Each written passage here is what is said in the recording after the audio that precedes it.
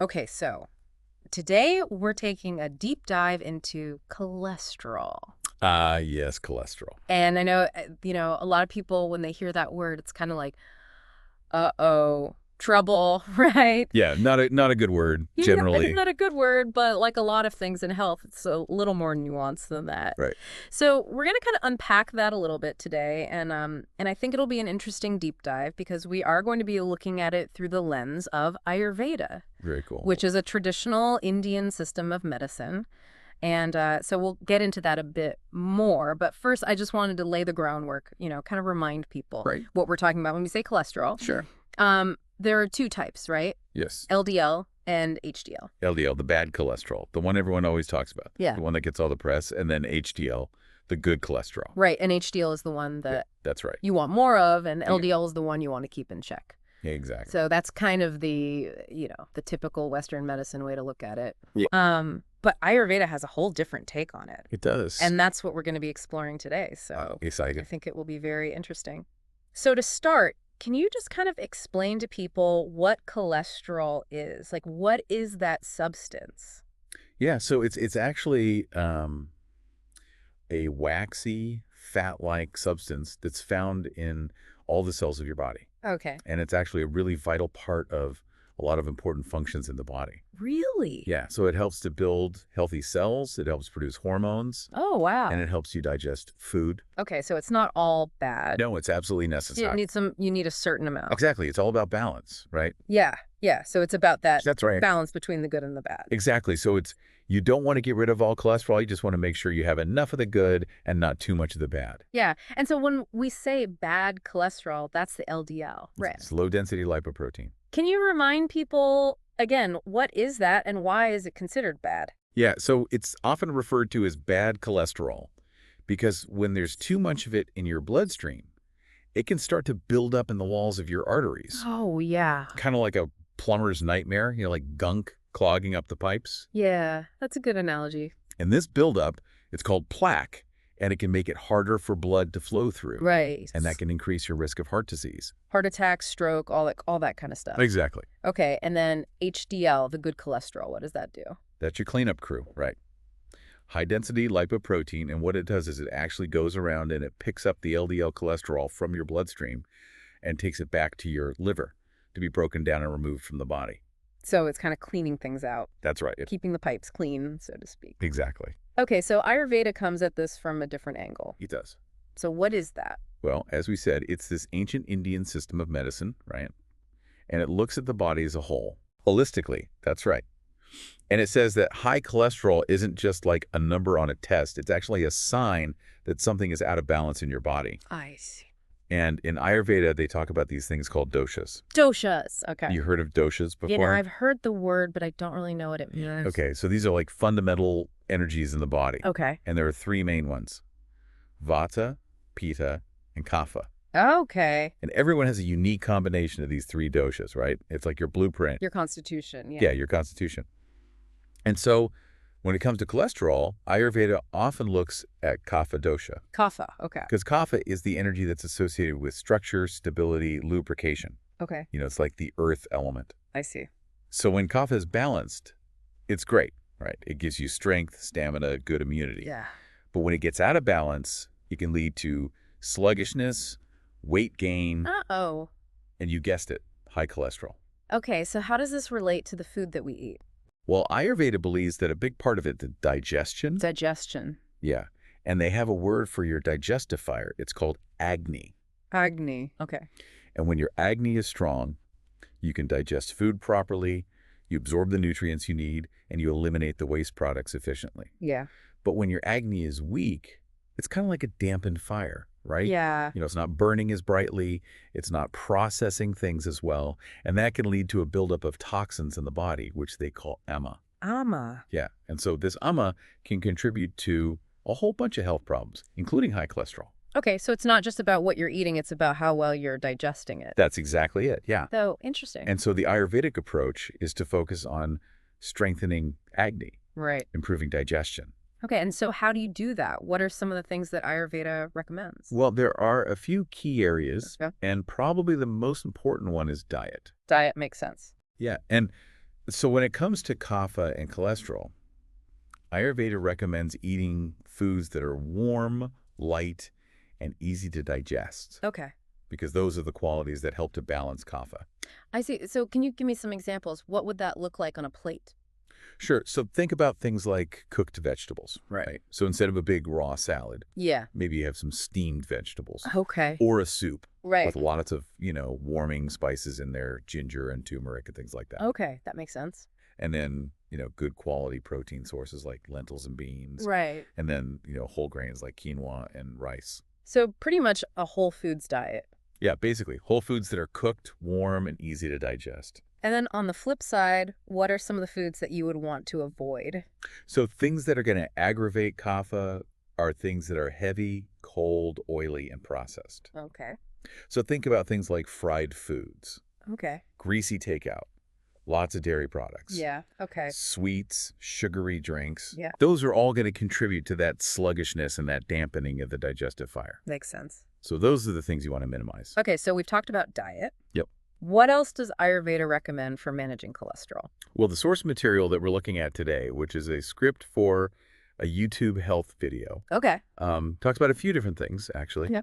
So in addition to diet, it also highlights the importance of herbal remedies. Herbs. Okay. Yeah. And lifestyle changes. Yes, exactly. So let's get into those. Yeah.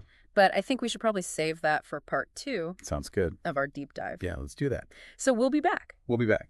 Okay, so we're back, and we were talking about how Ayurveda looks at cholesterol, and you were just starting to tell me about the lifestyle recommendations. Yes, exactly. So in addition to diet, Right. there are a number of lifestyle factors that can really make a difference when it comes to balancing kapha and managing cholesterol.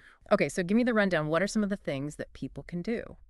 Well, one of the most important things, and this is probably no surprise, is exercise. Exercise, yeah, makes sense. And in particular, Ayurveda recommends exercises that get your heart pumping, Oh, okay. that improve your circulation, Like cardio.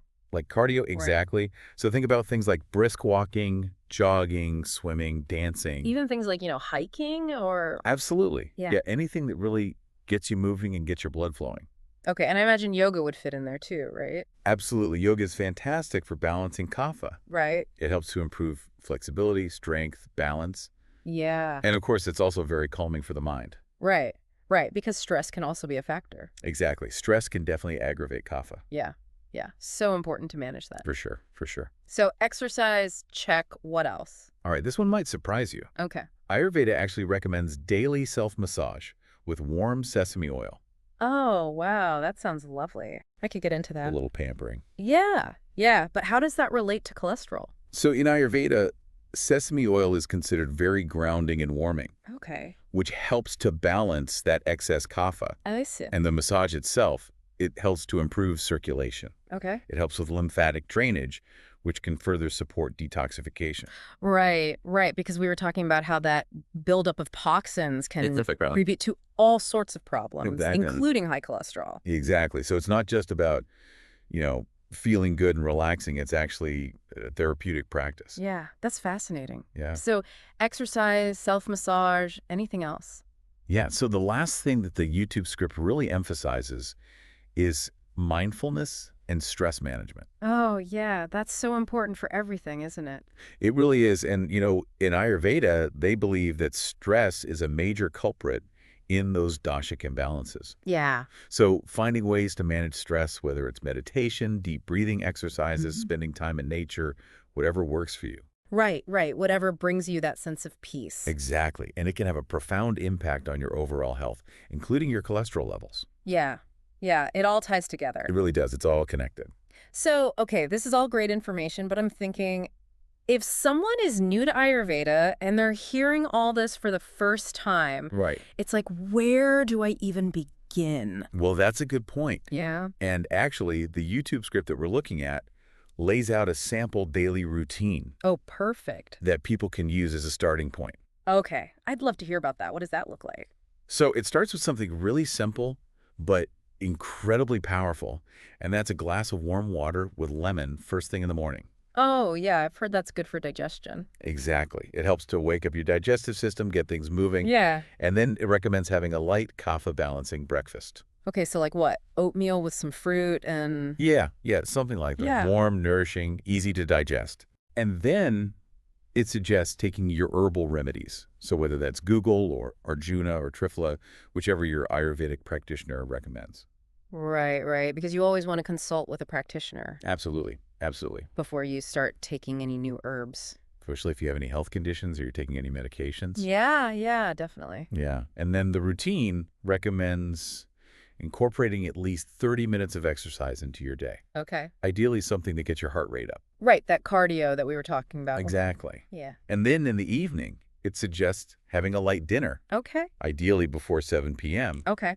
and avoiding those heavy fried foods that can disrupt digestion and aggravate kapha. Right. It's all about creating that rhythm for your body. That's it. Yeah. Supporting healthy digestion throughout the day and then winding down in the evening. Exactly. And remember, Ayurveda is all about consistency. Consistency. It's not about quick fixes or extreme measures, but about making these gradual, sustainable changes that support your long-term health and well-being.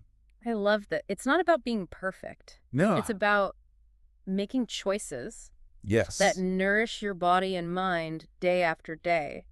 Exactly. Well said. And speaking of nourishing choices, Yeah? the YouTube script also touches on a really important topic, which is when to seek professional help. Oh, yeah, that's important because all this information is great. Right. But it's not a substitute for personalized medical advice. Exactly. And so the script really emphasizes the importance of consulting with both a doctor and an Ayurvedic practitioner. Okay. Especially if you have severely high cholesterol or any existing heart conditions. Makes sense. Combine the best of both worlds. Absolutely. You get that Western medical perspective, Yeah. and then you also get that holistic Ayurvedic perspective. Yeah, and together they can create a plan Exactly. that really addresses your individual needs. That's right. Okay, so I'm really liking this whole approach. It's not just about lowering a number on a test. It's about understanding your body, making choices that support its natural processes, and seeking guidance when you need it. That's the beauty of Ayurveda. Yeah. It really empowers you to take an active role in your health and well-being. And it acknowledges that everyone's different, so what works for one person might not work for another. Exactly. Which is why that personalized approach is so essential. Yeah. So this deep dive has been really insightful. For me, I feel like I have a whole new understanding of cholesterol and how to approach it from this holistic perspective. Well, I'm glad to hear that. And you know what I think is really fascinating is... What's that? I was just thinking about how we've been talking about this idea of balancing kapha to address cholesterol. Right. But what about the other doshas? That's a great point. And that's what's so cool about Ayurveda, right? It recognizes that we're all unique, and what works for one person might not work for another. So it's not a one-size-fits-all. No, not at all. So, for example, someone with a different dominant dosha, let's say Vata. Vata is all about air and movement. And when it's out of balance, people might experience anxiety, dryness, difficulty focusing. Yeah. And their Ayurvedic recommendations for cholesterol would probably look very different from the kapha balancing strategies that we've been discussing. So it's really tailored to the individual. Exactly. It's all about understanding your unique constitution and what you need to bring yourself into balance. I see. So this deep dive has really just been a glimpse into one aspect of Ayurveda. Right. And how it might approach cholesterol. But there's a whole other world of personalized recommendations. Absolutely. And that's just one of the things that makes Ayurveda so fascinating. It encourages us to look beyond the symptoms and really understand the underlying causes. Yeah.